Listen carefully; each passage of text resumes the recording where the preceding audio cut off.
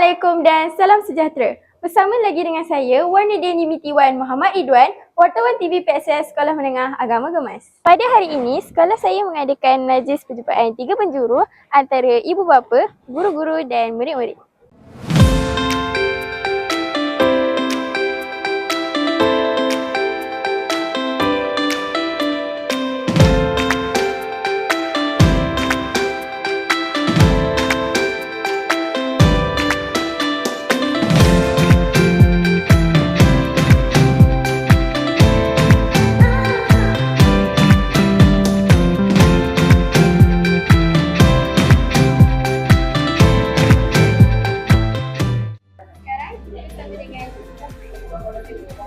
Salam.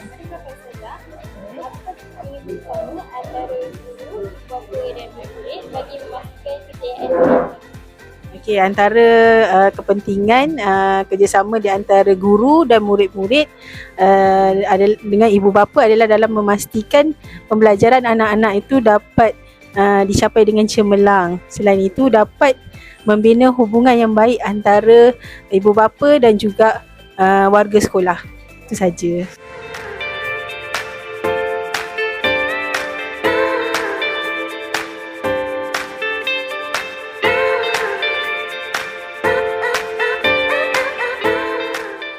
Sekarang, saya bersama dengan ibu kepada Kak Yani.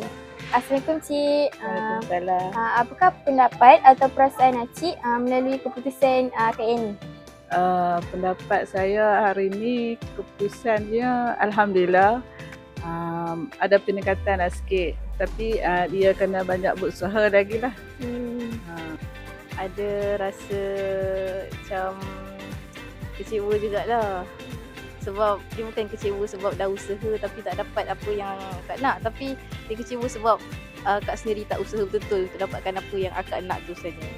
Contohnya macam subjek Usuluddin, matematik, sains.